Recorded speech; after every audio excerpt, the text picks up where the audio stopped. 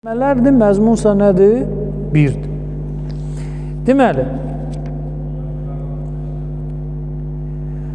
Fatimə Zəhra salamullahi əleyhanın dünyaya gəlməsi haqqında Şeyx Səduq rəhmətullahi əleyhin Uyun Əxbar-ı Rıda kitabında bir hədis var.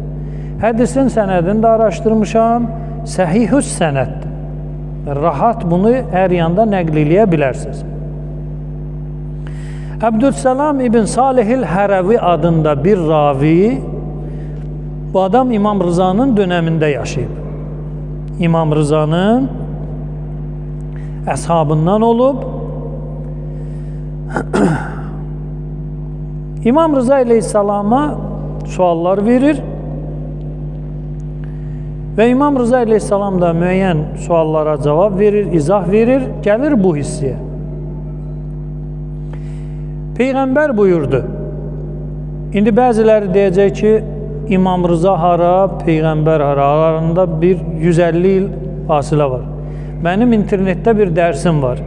Əhl-i Beytin Peyğəmbərə birləşən hədis yolu. Əhl-i Beytin Peyğəmbərə birləşən sənədi var. İmam Rıza aleyhissalam desə ki, qalə Rəsulullah, Allah Rəsulü belə buyurub, İmam Rızanın sənədi var.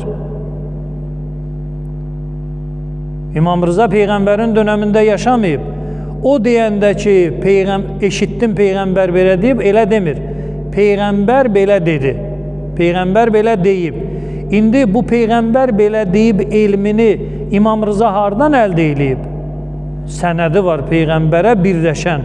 İmam Rızanın da, İmam Musa Kazımın da, İmam Baqirin də, İmam Sadiqin də, bütün imamların Peyğəmbərimizə birləşən səhih sənədi var.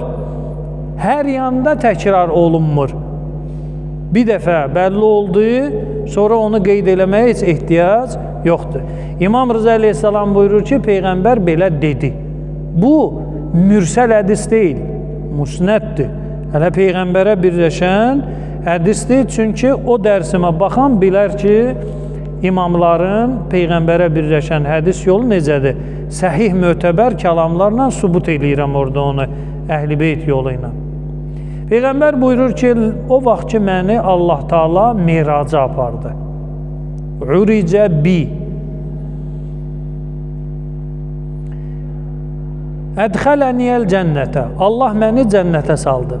Lütf elədi mənə, mərhəmət göstərdi mənə, məni Allah Taala cənnətə salıb.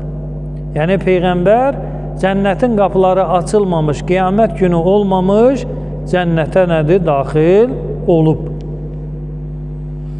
Hədis də səhih sənəddir. Bu, Əbdüssalam ibn Salihil Hərəvinin nəql elədiyi hədis səhih sənəddəndir. Cəbrail əleyhissalam Peyğəmbərin əlindən yapışır, Peyğəmbəri cənnətə neynir? Daxil edir. Fənavələni min rutabihə. Rutab, xurma, bizim bildiyimiz xurma. İndi tər xurmadır, xurmanın hansı növüdür, onun özünün mövzusu var, işimiz var. Yəni xurma, cənnət meyvəsi. Cənnət meyvələrindən birini Peyğəmbərə neynir? Təqdim edir. Peyğəmbər buyurur ki, elə orada o meyvəni mən neynədim? Yedim. Və o meyvə vücudumda Fatimənin dünyaya gəlməsi üçün bir vasitəyə çevrildi. Və o cənnət meyvəsinin formalaşmasıyla Fatimə Zəhra neynir? Bu günləri Peyğəmbərin evində dünyaya göz açır. Bu günləri Məkkədə Peyğəmbərin evində dünyaya göz açır və hər yanı sevinc bürüyür.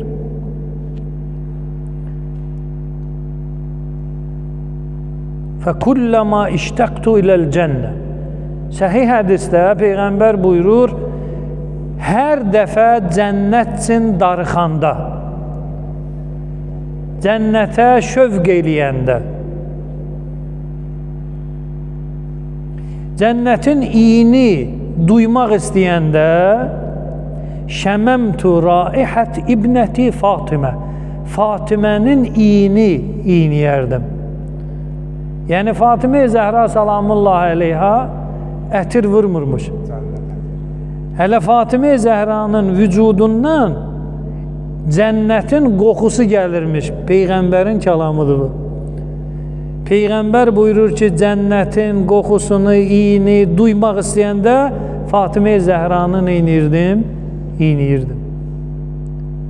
Peyğəmbərin cənnətin qoxusunu Fatimə Zəhradan alırmış Peyğəmbərimiz.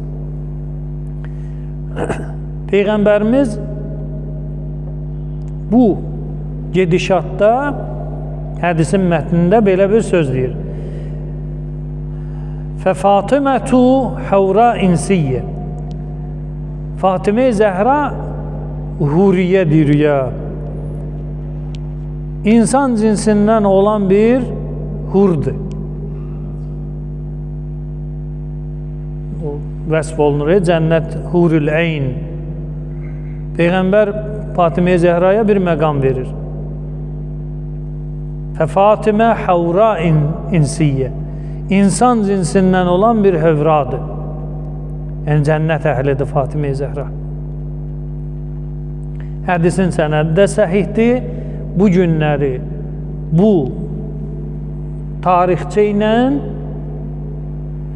Fatimə Zəhra Peyğəmbərin evində dünyaya göz açır. Peyğəmbər və əhl-i beytinə salavat göndərir.